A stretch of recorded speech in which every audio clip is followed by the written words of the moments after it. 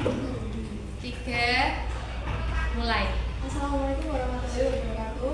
Waalaikumsalam warahmatullahi wabarakatuh. Kami dari kelompok B ingin mendiskusikan tentang tokoh B.J. Habibie. Sebelumnya, perkenalkan nama saya Amanda Ratna Putri, absen 4. Lalu teman saya Saya Trianchan Muhammad Saputra, nomor presensi 1.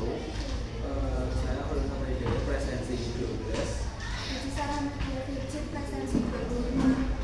Saya Jerman Biasa, presensi 9. Saya Warawati Warsa, 19. Saya Raditya dari absensi 29. Saya Krishna Bagas, nomor presensi 24. Oke, di sini saya akan belajar tentang tokoh B.J. Habibie yang bernama lengkap Profesor Dr. Insinyur Yusuf Habibie atau yang dikenal sebagai B.J. Habibie. Ia lahir dari kota Parepare, Sulawesi Selatan pada tanggal 25 Juni 1935. Ia memiliki seorang istri yang bernama Hesi Ainun Besari atau yang lebih kita kenal dengan Ibu Ainun, yang sebelum menjadi orang berpengaruh bagi bangsa Indonesia. B.J. Habibie pernah mengenyam pendidikan di SMA Jago Bandung pada tahun 1954 dan melanjutkan ke perguruan tinggi Institut Teknologi Bandung.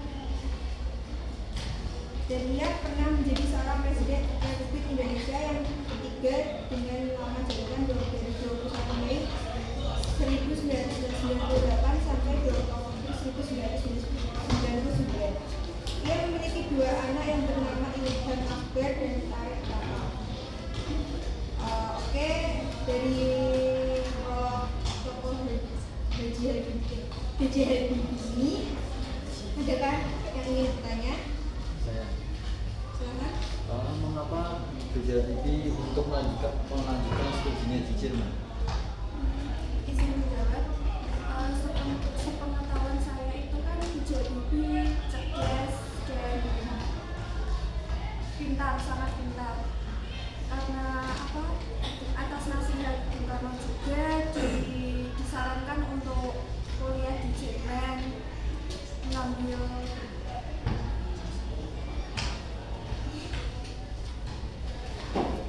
Oke, karena ada sedikit kendala, bisa lagi pertanyaan.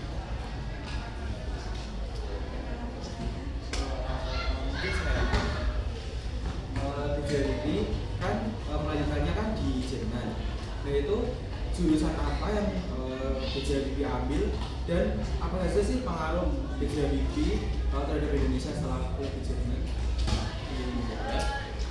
Untuk jurusan yang diambil oleh B.J. Habibie adalah teknik penerbangan spesialis konstruksi pesawat terbang yang ada di Jerman. Jadi setelah B.J. Habibie lulus dari kuliah tersebut, B.J. Habibie adalah orang pertama di Indonesia yang menciptakan pesawat terbang di Indonesia dan mengenalkan teknologi pesawat terbang di Indonesia. Terima kasih untuk jawabannya. Ada pertanyaan lagi? Izin saudara, Ya, silakan. bagaimana sih awal mula karir B.J. Habibie di Indonesia saat kembali ke Jerman? Sebelum studi strategi geopolitik, B.J. Habibie dikenal sebagai ahli teknologi pesawat di Indonesia. Tapi pada tahun 1973, Presiden Soeharto mengutus perwakilannya untuk menjemput B.J. Habibie dari Jerman.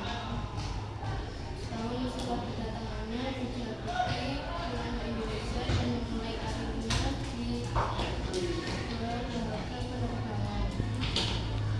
Oke, terima kasih untuk jawabannya. Masih ada lagi pertanyaan?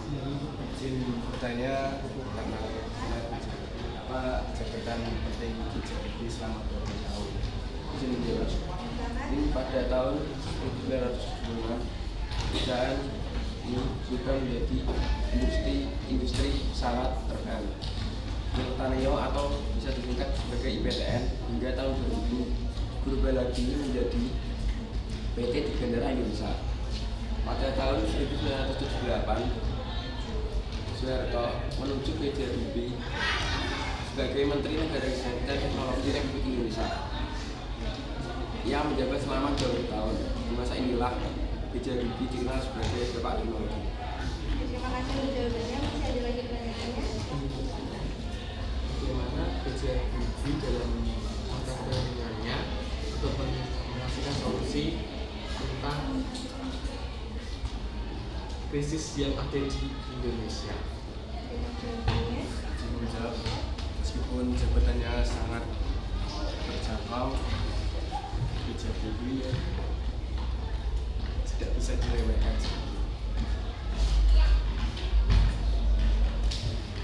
Untuk menanggapinya, Alexander Soeharto negara Indonesia sedang krisis ekonomi dan kerusuhan terjadi di mana-mana. B.J. Habibie sikap membentuk kabinet baru dengan peran-peran untuk agar dapat memulihkan kondisi ekonomi Indonesia saat ini. Terima kasih untuk jawabannya. Masih ada lagi pertanyaan dari Bapak Presiden ini.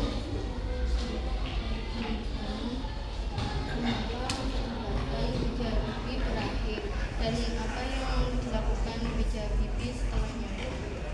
Menjawab, B.J. Habibie dipaksa gugur karena tidak diterimanya atas pertanggungjawabannya yang tidak diterima pada sidang umum MPR dan atas lepasnya timur-timur pada NKRI. Yang dilakukan Habibie setelah ia gugur adalah ia mencoba lebih baik untuk membangun bangsa Indonesia yang menjadi lebih baik. Ada? Masih ada lagi pertanyaan?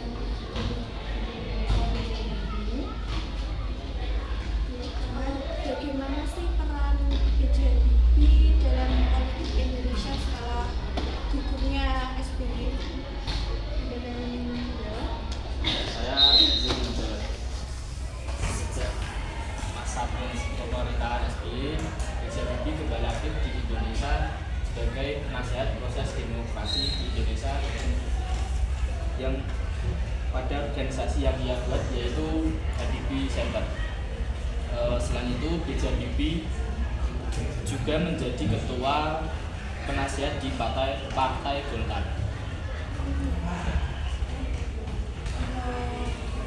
Kalau ini masih ada lagi pertanyaan lain? Itu saya izin bertanya. Bagaimana sih B.J. Habibie menggambarkan hubungannya dengan istrinya yaitu Hasri Ainun? Izin menjawab, untuk hubungannya dengan istrinya itu begitu sangat menginspirasi bagi para pemuda-pemuda di Indonesia karena Ibu Ainun ini bisa menemani B.J. Habibie dari nol sampai masa kejayaannya hingga pernah menjadi presiden dan menua bersama, dan ini bisa mempunyai buah hati yang cerdas. Mungkin tuh bisa jadi apa ya? Bisa jadi contoh untuk kita bisa membangun hubungan yang baik seperti menemani dari nol, terus mengetahui satu sama lain, dan sampai-sampai mereka dibuatkan film yang pernah tayang di bioskop namanya Happy Ainun. Itu filmnya sama. Masih untuk pertanyaan terakhir, apakah ada yang ingin bertanya lagi? Sudah cukup. Sudah cukup. Oke, terima kasih untuk teman-teman yang sudah memberikan masukan dan saran atau pertanyaan yang pas untuk tokoh ini. Jadi kesimpulannya, dari kisah ini kita dapat mengambil pembelajaran dan dapat mempelajari bagaimana perjuangan B.J. Habibie dalam memajukan teknologi di Indonesia, serta kita dapat mencontoh sifat dari seorang B.J. Habibie ini yang semangat dalam menuntut ilmu dan terampil dalam mengaplikasikan ilmu yang telah dia dapatkan dan berjuang dalam memajukan teknologi. Sekian dari kelompok kami. Wassalamualaikum warahmatullahi wabarakatuh.